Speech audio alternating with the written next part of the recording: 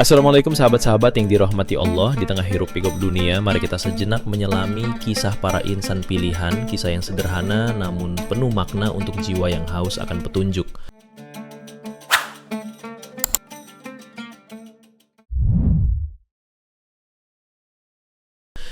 Sudah bertahun-tahun Baginda Raja Harun ar-Rasyid ingin mengalahkan Abu Nawas. Namun perangkap-perangkap yang selama ini dibuat semua bisa diatasi dengan cara-cara yang cemerlang oleh Abu Nawas.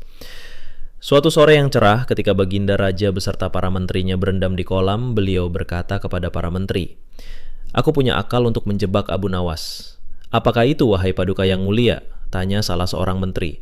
"Kalian tak usah tahu dulu. Aku hanya menghendaki kalian datang lebih dini besok sore. Jangan lupa, datanglah besok sebelum Abu Nawas datang, karena aku akan mengundangnya untuk mandi bersama-sama kita," kata Baginda Raja memberi pengarahan.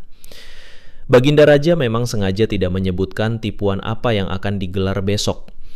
Seperti yang telah direncanakan, Baginda Raja dan para maritri sudah datang lebih dahulu. Baginda membawa 19 butir telur ayam. 18 butir dibagikan kepada para menterinya, 1 butir untuk dirinya sendiri. Kemudian Baginda memberi pengarahan singkat tentang apa yang telah direncanakan untuk menjebak Abu Nawas. Ketika Abu Nawas datang, Baginda Raja beserta para menteri sudah berendam di kolam. Abu Nawas melepas pakaian dan langsung ikut berendam. Abu Nawas sedikit cemas. Kira-kira permainan apa lagi yang akan dihadapi? Tiba-tiba Baginda Raja membuyarkan lamunan Abu Nawas. Beliau berkata, "Hai Abu Nawas, aku mengundangmu mandi bersama karena ingin mengajak engkau ikut dalam permainan kami." "Permainan apakah itu, Paduka yang mulia?" tanya Abu Nawas belum mengerti. "Kita sekali-kali melakukan sesuatu yang secara alami hanya bisa dilakukan oleh binatang. Sebagai manusia kita mesti bisa dengan cara kita masing-masing," kata Baginda sambil tersenyum. "Hamba belum mengerti, Baginda yang mulia," kata Abu Nawas agak ketakutan. "Masing-masing dari kita harus bisa bertelur seperti ayam, dan barang siapa yang tidak bisa bertelur, maka ia harus dihukum," kata Baginda. Abu Nawas tidak berkata apa-apa. Wajahnya nampak murung. Las makin yakin dirinya tak akan bisa lolos dari lubang jebakan Baginda dengan mudah. Melihat wajah Abu Nawas murung, wajah Baginda Raja semakin berseri-seri.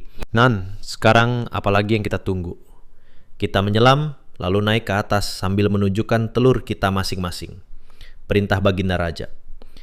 Baginda Raja dan para menteri mulai menyelam, kemudian naik ke atas satu persatu dengan menanteng sebutir telur ayam. Abu Nawas masih di dalam kolam. Ia tentu saja tidak sempat mempersiapkan telur karena ia memang tidak tahu kalau ia diharuskan bertelur seperti ayam. Kini Abu Nawas tahu kalau Baginda Raja dan para menteri telah mempersiapkan telur masing-masing 1 butir. Karena belum ada seorang manusia pun yang bisa bertelur dan tidak akan pernah ada yang bisa.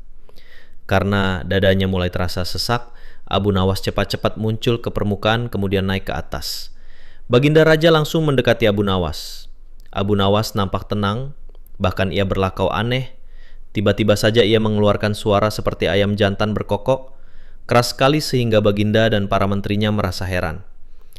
"Ampun tuanku yang mulia, hamba tidak bisa bertelur seperti Baginda dan para menteri," kata Abu Nawas sambil membungkuk hormat.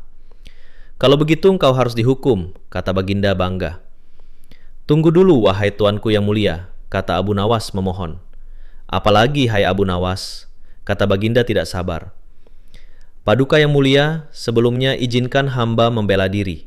Sebenarnya kalau hamba mau bertelur, hamba tentu mampu. Tetapi hamba merasa menjadi ayam jantan, maka hamba tidak bertelur. Hanya ayam betina saja yang bisa bertelur." "Kukuruyu," kata Abu Nawas dengan membusungkan dada. Baginda Raja tidak bisa berkata apa-apa. Wajah Baginda dan para menteri yang semula cerah penuh kemenangan kini mendadak berubah menjadi merah padam karena malu. Sebab mereka dianggap ayam betina. Semoga kita bisa mengambil hikmah dari cerita tersebut. Sampai jumpa di cerita selanjutnya. Wassalamualaikum warahmatullahi wabarakatuh.